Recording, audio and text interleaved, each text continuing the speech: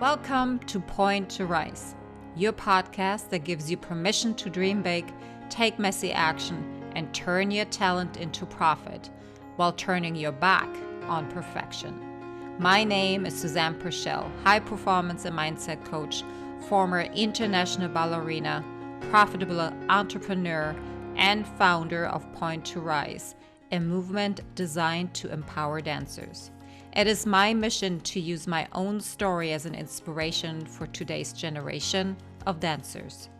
And now sit back, stretch, warm up, or sip your coffee and love learning how much it matters to point at yourself first to rise to all that you are capable of. Thank you, Beth. Well, and we are back. Welcome to another coffee chat episode with Christy and myself. I'm so happy to see you. I missed you, girl. I know, I miss you too. It's so nice to see you. So I know you want me to start in a little bit, but I feel like I am so curious. How was exploring? Yeah, it was good.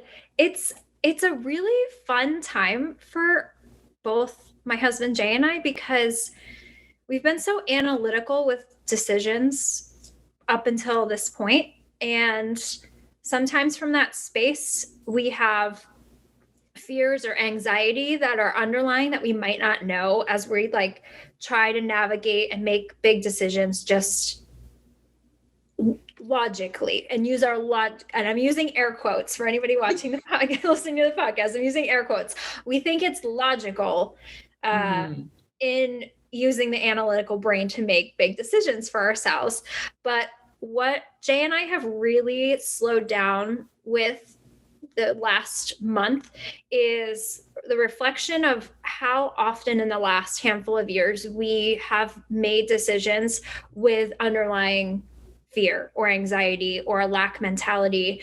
And, we keep making decisions for ourselves that then turn out to be not really what feels in alignment or not really what excites us, which is so relevant to what we're talking about today. And this time we're really trying to pump the brakes a bit and make sure that we're really listening to that internal GPS that excites us. So when we're going to, we've been adventuring mostly the west coast of Florida right now. We just feel like it's time to make a move from where we're living. And, we're really open to what comes. And for the first time, we don't feel the need to make a rash, immediate decision, even though it feels like it really is time to move. And it's time for some kind of change. We're being very aware of that internal feeling. Is it immediate? Is it an immediate yes? Or is it this might be it. And if it's still this might be it, it's not time to move. So we haven't found that oh my goodness, holy moly, this is the gold for us. We got to go right now. There's some really good options. And we're just going to sit with the things and feel into them more, which is actually a really cool place to be, to just not be, to know you want change, but not be panicked about it. And to know that it's going to come when it's ready to come. But just us making that action of moving it in terms of going to look at places and using, putting things into action. We know that that's going to allow what's really meant for us to come to us, because we're starting to actually take steps towards it. So it's just it's such a deep place we're in, and in a way we've never been in before. So I'm really allowing us to be in flow. And right now, we're not moving next week. So we have some pretty cool options. And when it's time, we know we'll know that it will feel like it's time. So that's kind of where we're at right now. I don't have any fun things to report, we just bought a house or anything anywhere different. We're in an exploration stage, and it's I'm really giving grace to this exploration phase. I don't need to know right now. And I've never been in a place for it. So it's Wow. a beautiful place. Yeah. That is a very beautiful place. Yeah. And I feel it takes so much awareness of oneself. And here's a topic, knowing what you actually really want to get to that place. Because if you keep chasing out of some expectations from others or expectations that you've been carrying along for a long time, then you make this head-bound decisions, the doing versus the feeling into it. Yeah. And it's been very obvious that we've been in that space for the last few years, like wanting to better ourselves and have been bettering ourselves, but, wanting to create a life that we create. But we haven't been in that creative space. We've been in we got to figure it out right now kind of space. Yeah. Nice. Yeah. So wow. it's time to make a shift, because that space isn't really serving our higher good. And it's not creating the ideal life. It's creating some beauty, and it's definitely, we've improved in our lives in many aspects, but it's not creating that heaven on earth timeline, because we're not holding that kind of energy, that higher energy with these decisions. There's been like, we've got to move, we've got to make a move, we've got to change, we've got to, do that. And it's been that like hustle and like grind, struggle, resist kind of force energy. And that's clearly not serving us. So yeah. Well, clearly it's the evolution of, you're in your next phase on what you want and how you would like to show up and how your life should be looking like. And you don't get from here to over here in a heartbeat. Like it's a process, right? And I think that is the most beautiful thing, because that process, if you actually feel into it, can be very easy and loving, if you actually allow yourself it to be. So that's awesome. That's me in a nutshell in the last 2 weeks. Awesome. I cannot wait to hear all about you, because I know that I've been pretty much going within, and I know that you've been like moving and shaking. So I'm really excited. Well, so my time in New York it's not my city. I love New York, but there was so much coming at me in terms of people's energy that I really had to figure out how to navigate through it. Like, and it took so much more brain power and energy out of me to find solutions to the lack of energy that I felt. So I basically got to LA and I'm like, oh my gosh, I am exhausted. And I felt like I hit a plateau. Like I was not, anything that I did not work in terms of motivating myself, getting inspiration, finding creativity. I didn't even want to talk to people. I just wanted to be me in my beautiful, beach, Santa Monica, where I want to be, and being okay with, okay, this used to be on your, I never ever gonna go there. I never ever gonna go associate with people that are living there list. And now this is all that you want, because you actually feel the best version of yourself right here. So that was a process. Feeling like hitting a plateau, that really required a large amount of grace of myself to saying, hey, it's okay. Perhaps you need to digest where you're at right now in order to find that next step, the next clarity. I found myself pushing off things that I didn't want to do, or I thought I don't want to do because it felt hard. And hence, because I didn't take action, anxiety came in loud, very overbearing. And I found that by using my tools that, oh, wow, I'm in charge. Like, what if I don't give in? And I'm not meaning that from a not loving place, but what if I just take one tiny bit of action? Will this calm down? And it did. And I took another little step and another little step. And it was this aha moment. This anxiety comes in. It wants to keep me safe. That's all. That's truly all, because I don't want to be judged. I don't want to hear no. If I'm not performing on my very best, all the stories, I will not be given love. All of that coming in loud and clear. And you know what? I also had to, okay, but maybe this is exactly what you need right now. Maybe this is the progress that you actually been looking for the past 3 months, understanding what is holding you back and how can I find a way through it. Not being the victim, but taking control, even though taking control feels so against everything that I've been feeling. So it was very interesting, very inner work, very deep-ish, but necessarily very necessary. So I've made more progress over the past 2 days in terms of work that had piled up than I made in the last 4 weeks. What I found in recently, I'm not even going to give it a timeline. Every time something like that comes up where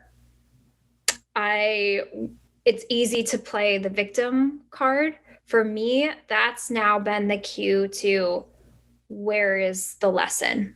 Like where is the thing that came up? Like you identified it. It's, using your performance to create love.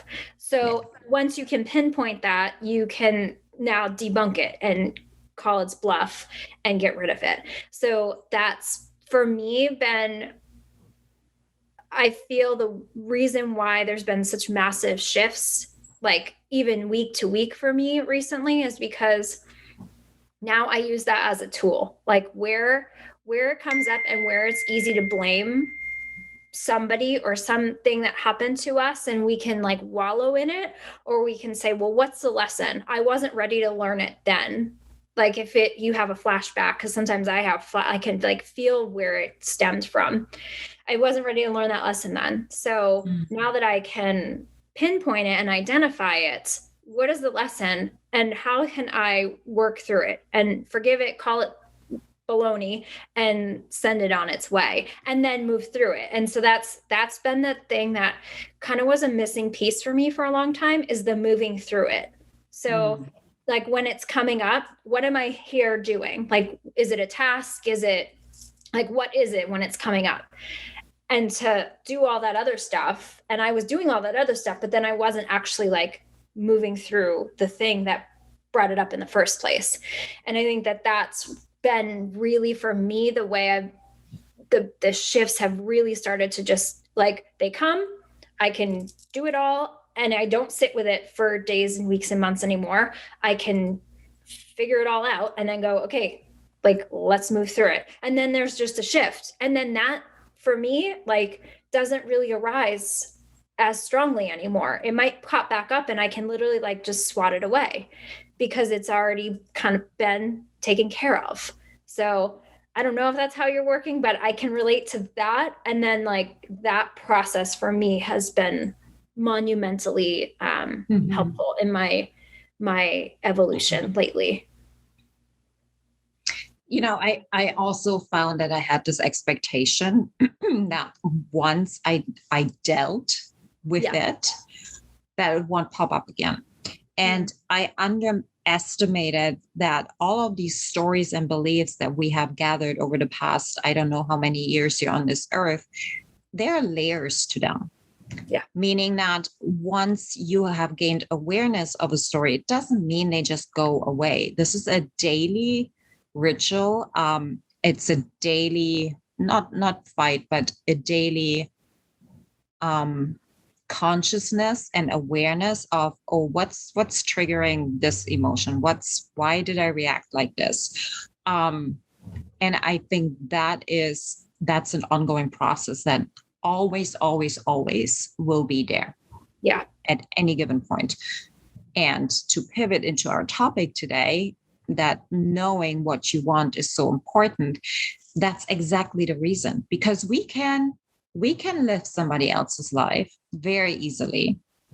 We can even, aspire to live our own life. But if you can't pinpoint what you want in detail, you always will be somewhere a victim to circumstances, other people's opinion, judgment, your self-disbelief, your unworthiness that's creeping up, all of this. And that is why knowing what you want is imperative. And then that's not all, right? Like what does it actually take to get there? And I find that particularly when we were training for dancing, that was never, ever brought up. You want to be a dancer? Well, we're going to give you emanate this, copy this, be like this, talk like this, look like this. And never was there once a tapping or a, hey, but you're different. So what is it that you want? Mm-hmm. Yeah, something just came up for me when you said that. That's now that I'm out of the industry and I'm really standing in integrity for who I am. I didn't know who I was a year and a half ago, because especially in the ballet world, there's one way to be. Yes, there are variations with, the disciplines with Balanchine versus Vaganova. And yes, there's a little like zhuzhing between the disciplines, but overall the core skeleton, we are all meant to fit in this one box. And if you don't fit in that one box, you literally are cast out. Like I had, aspects of my body that did not fit that mold. So did I fit the mold of a dancer? Yes. Did I fit the mold of a ballerina physically, anatomically? No, not in the confines of what we're supposed to have if you are a ballerina. So now I see it. I didn't see it then, but for 30 years, I spent my time, and because I literally like fully enveloped the dance world. I did not have a life outside of dance. I was like every day. Who did? Who does? So it trickled into who I was too. It wasn't just in my dancing. That taught me to always try to become like a mold, something specific. And I took that into my personality. Everything I contributed in the world was all put in that category. And that's what I was taught. I was never in a place in my life where I could say, well, who am I? Who do I want to be as an individual? It wasn't about being an individual. It was about how do I chameleon myself into what this person, setting, situation wants me to be. And that's what I learned. And that's what I've been unlearning for the last year and a half, because I didn't realize it until I was completely out of the industry and saw that. And it was the direct result, because I've been dancing since I was 4. So it's been ingrained in the way that I have been brought up, that in every situation, it was never about finding myself as an individual. And it's a very interesting thing to be exploring in my mid-30s. Yeah. Push that a decade forward. Right. Super right. Interesting. Yeah. Right. And I think the learn here is that there is so much fear around in the industry. And I'm not just talking about ballet or dance particular. I'm seeing it across the performing arts. This is what you have to be. There might be a little bit more leadway in music and perhaps comedy, because, but there's certain guidelines they have to follow too in order to be successful or seen as a success. So the danger is that we're actually creating mannequins, we're creating robots. Yes. Right? That are not interesting to watch. And as you said, how we do one thing is how we do everything. Mm-hmm. And you step off the stage and you're completely identified as that thing that you do, versus who are you as a person? When I was asked that question in my early 40s, I'm like, well, I used to be a dancer. That was my answer. And I'm like, whoa, goodness gracious. And that felt so heavy and so embarrassing that here I am in my 40s and I still have not a clue who I actually am and what I want to do. I was living everybody else's expectations of me, my mother's, my teachers, the industry, everything. But I didn't know. And what I actually realized over this 2 weeks here in LA is that, particularly over the last, I would say 4 or 5 years, this flaring up anxiety at night, where I wake up and my heart is beating in my throat and I'm just like, something is tugging on me literally, and I wanted to stop, was actually a sign that I'm completely unaligned. Yeah. Meaning from what others want from me versus what's actually deep inside me. And I just found, because it's still happening, it's an every night occurrence. It's like the universe is like, come on, like get over yourself. Just be brave enough to be who you want to be. And so I found certain mantras that I was like, okay, what happens if I start saying, I am open to receiving, I am living my best life, I am open to abundance, love, and success daily, while inspiring others to do the same. And I kid you not, within seconds, my heart slows down and I can get myself back to sleep within what feels like 10 minutes. Maybe it's less. I have no sense of time, because it's like I'm not quite awake. Mm-hmm. So I'm like, oh, wow, this is like the biggest discovery ever for me. That's all of this inner the restlessness, the thinking I need to do actually isn't the truth. It's just a coping mechanism. It's actually, okay, what you want and what you are right now is not aligning. And this is a gentle daily reminder that there's more that I can do in order to really tap into that. Do you know, as a kid, I was told, shh, don't be too loud, be good, just sit there. Don't be seen, really. When all it was that's all I wanted. Yeah. Not, and let me correct that. It's not what I wanted. It was what I felt so drawn to.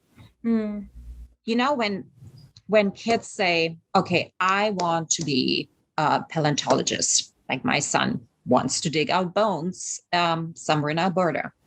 And I want to be the most famous one. And I want to have all of these discoveries.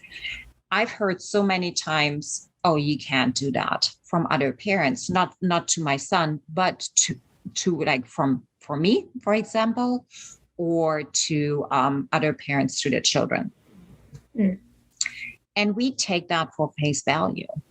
And when we start our awakening process, or even if you're not even aware of that yet, this misalignment wants to be heard. And I am grateful that it only comes out in this particular way. You know, there are other ways. People start taking drugs and alcohol and heavy go into abusive relationships, whatever they choose, whatever they can do to numb that misalignment, they do it. Yeah. Yeah. And I think that's where it is so important that we as a collective, as people, we as individuals, no matter in what industry or where you're at right now, to know what you want. Everybody can say what they don't want. They can write books full of what they don't want, but nobody's really capable of writing out what do I want, because it's in resistance of what you've been taught. Mm-hmm. Yeah. Yeah. Yeah. And that doing that you were talking about, I think that's the biggest thing that's drilled into us, that in order to have what we want, we've got to do, and go and go and go and go and go. And for me, what I've realized is that has been my programming for decades. And that's what I did do. I can hustle like the best of them. And I have that in me, ingrained in me, because that was the presentation of the only way you are going to have what you want is if you do it that way. And what I've found recently is when I'm in that mode, I can't hear what you like, whatever dropped in to tell you to go from heart thumping in your throat to say these mantras. When I'm in that mode, I can't hear that transition. I can't. So which has led me, like I was saying in the beginning, to make decisions or to go down paths or to start to pursue stuff without really feeling if that's the right thing. It's the thing presented right now, and somebody else is telling me that I should do it, or somebody else's energy is behind it, and I might at the time in that kind of mode think it's a good thing. But then eventually, like, you can just tell when it's not for you, like however it comes, in anxiety and burnout, and you don't feel like doing it, whatever it is. So that's been a tricky thing to rewire for me, is that no, I can choose what I want to do, and it doesn't have to look the way somebody else is presenting it. And I can take it on my own pace, because it's not a freaking sprint either. Like, I don't have to sprint through my life, and I have sprinted through my life. So I can slow down so I can hear that and make sure that I have a reason why I'm doing it, because that's the thing too. I've been very aware now when I think that it's something that I'm choosing to do. Why am I doing it, and where is it coming from? Because a lot of times it's been coming originally from other people, and I don't even really know why I'm doing it. It's been the influence of others, and somebody else's energy coming in with mine in it. So I just wanted to add that, because I can relate to that doing, and that is the biggest change I've made just recently. And it's a really weird feeling to change, because it's so deeply ingrained in me to think that that's like just never going to be the way to success. And that's just such bull. That's just not, we don't have to burn ourselves out in order to have what we want or create what we want. And I just won't align with anyone in my ventures that feel that way, because it's just a misalignment, and it's fine for them to work that way if that is an alignment for them. But now that's also made me very careful of who I collaborate with, or who has a space in what I create, because it has to be in alignment with me, and it can't be in that hustle mode anymore. I just it's not for me anymore. Yep. Yeah. And not being in a hustle mode doesn't mean not being productive or achieving, right? And this is what I'm learning, that if you have the right systems in place, if you actually uncovered all the layers and release control, which particularly for performing artists is so hard to release that control. I have had so many conversations about ex-dancers, ex-performers starting businesses, and they're all running ragged. They're exhausted. They can't like get to the next stage because they can't release control yet, because you don't really know what you want. Right. And if you may know what you want, you have yet to uncover that next layer. Well, what does that look like then in real life? Like, what are the next steps? What is it that I'm doing today at 7 a.m. so I can get there? And that's what it takes. The micro steps, they all matter so much. Compound interest, that's all it is, the whole model that's built on. So when we're saying that, know what you want and know what you don't want, what kind of tools have you been using to actually discover? And super easy to figure out what you want. And is that a process for you, or does it change? It changes. It changes the more I get in touch with myself, which is just, like I said, just been the evolution, because I've never allowed myself. The more the tools become a little more consistent, but it's been, navigating that too. For me, I don't know if I like the word journaling, but I don't quite know what else to say at this point. So I find a lot of clarity sitting with myself and just writing what's ever in my mind. And I literally don't have any judgment. I don't have any expectations toward it.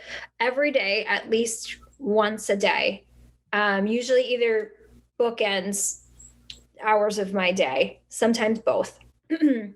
I'll just start writing, and I don't even know what's going to come up. And sometimes it's just like junk that has to come out. And then all of a sudden there will always be a shift where it might just come.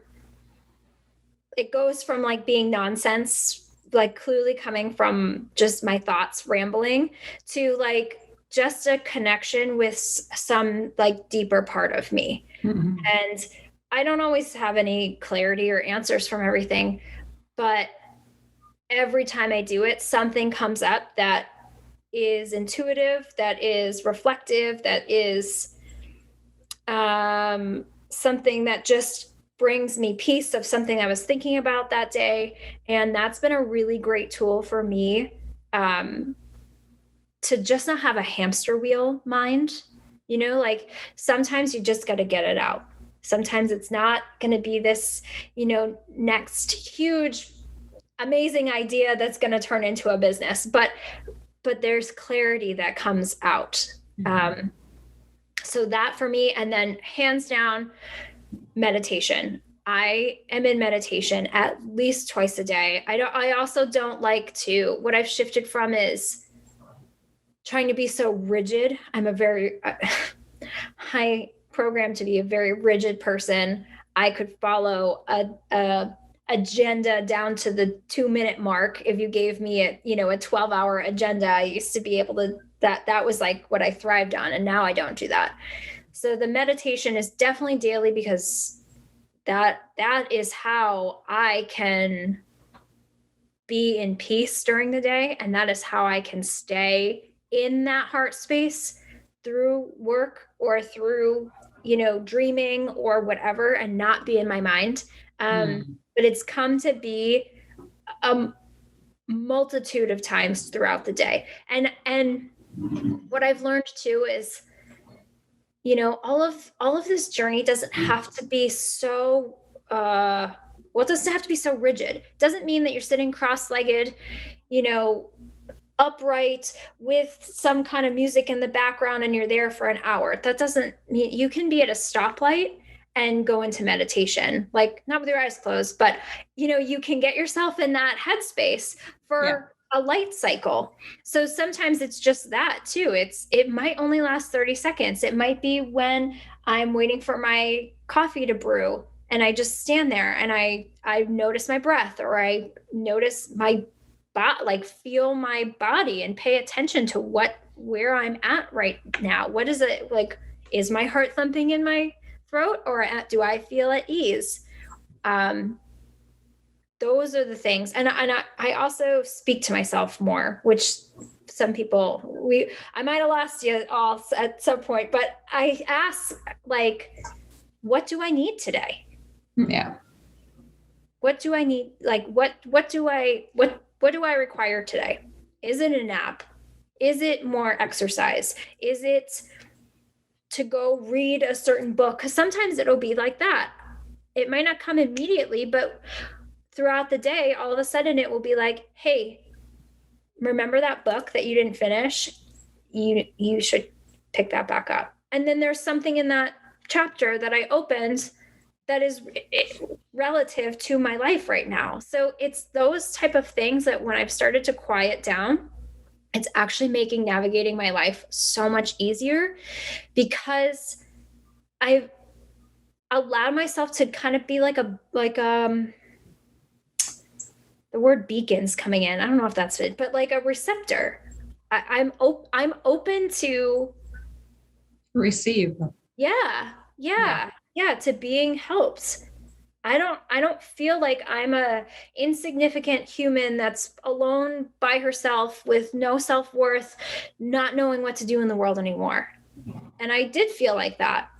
I don't feel like that anymore. I feel that there's something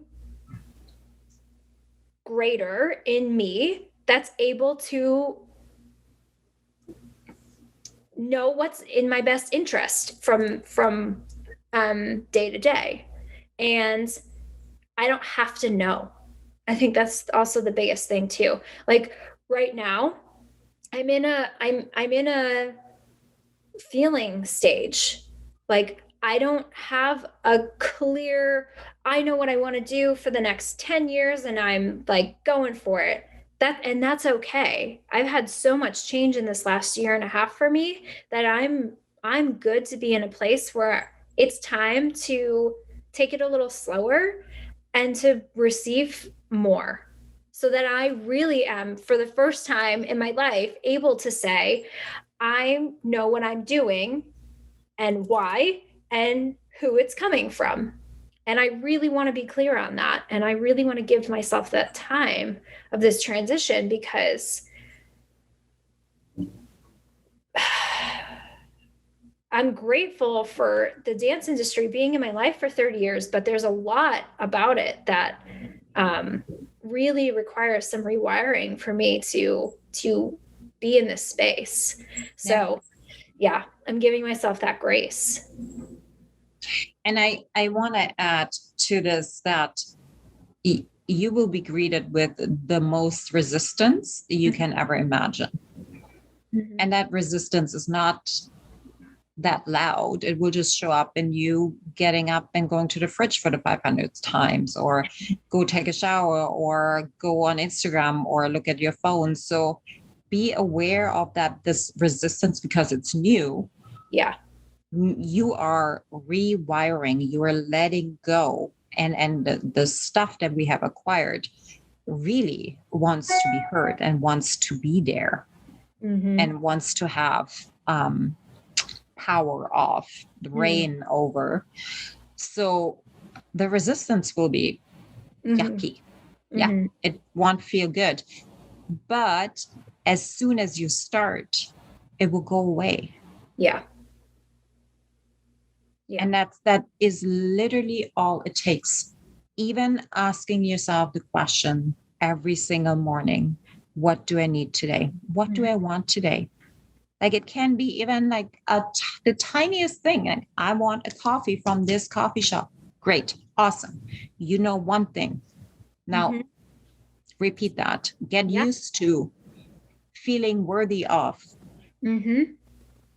what you want. It's so funny you said that, because today, that's what I did. I asked myself what I wanted, and it was, I wanted to be outside. I wanted to get some fresh air and move my body, but not inside today. It wasn't an indoor move your body day. It was walk to Starbucks and go get yourself your pumpkin spice that you love because it's the season and it doesn't come around, it's not around all year. Go get some exercise. So it's like a 2-mile walk round trip, a mile there and a mile back. It was a beautiful day. So that was my exercise. And I did a power walk there. And it's nice and sweaty in Florida. So I got a sweat. So I had a little bit of cardio too. And I got my coffee and that's what I wanted. So yeah, I don't question those things. I just do them now. And I feel it is also super important to build that muscle. Meaning that, I can actually do that. Yeah. That's allowed. Like nobody is going to come and yell at me for, stepping outside of the zone. So start writing it down. Start with asking yourself the questions. And what I really truly like about writing it down, and believe me, if anybody has resistance around writing and in calming that anxiousness down, it's me. And I find 1,000 reasons on not to do it. What you can do to counteract that is find one reason why you can. And hang on to that, because those reasons why you don't want to, they're programmed in there. They will come up no matter what. It's on us to tell ourselves. But remember, this is the one reason why you should be doing that. And I will say from experience, when those type of things start to come in and then you don't listen to them, they go away. Like I, for a time, just wasn't listening to my intuition. It was starting to come in and I would make an excuse of why I didn't have time to go do what I did today. Like, I don't have time to do that. Oh yeah, that's the big one. And for then a time, it wasn't as easy to like get an answer if I'd ask something like that. So that's another thing too. It's like, it's such a quiet thing. Like your intuition is so much quieter than your head. And it takes awareness and consciousness to be able to tap into that. And so it's like that is like another muscle, because you won't necessarily think it's your intuition right away. You won't think it's, you'll just think it's another thought and you can easily brush it aside. But quite simply, it's giving yourself some self-love every single day to check in with yourself. And that's ideally like not as deep where it starts. Like, where can you give yourself some self-love today? Where do you have time? And what does that look like? Is it a bath? Is it a longer shower? Is it a coffee? Is it a phone call with someone that you love? Whatever it is. It's essentially self-love if we don't want to get so deep. Yes. Well, thank you. Yeah. I'm going to leave it at that. I know we could talk and talk and talk about this topic. But what we really want to encourage you, wherever you are at right now, take some time, and even if it is writing out what you don't want. Because I remember I didn't even know that. Like, I was so far down the rabbit hole that I couldn't even say what I don't want. So therefore, maybe you need to start there, and that's okay too. Yeah. Okay. Yeah. Thanks guys for listening. Always appreciate you. Please share your biggest takeaway. It would mean the world to us. There's somebody in the door. And we will be back next week. We're sending you so much love. Thank you so much for listening. If this message resonates with you, please pass it on to someone who needs to hear this right now. And if you like what you've heard, your feedback will go a very long way. If you just take 30 seconds and leave me a 5-star review, that would mean the world to me. Till next time, point at yourself to rise to all that you are capable of.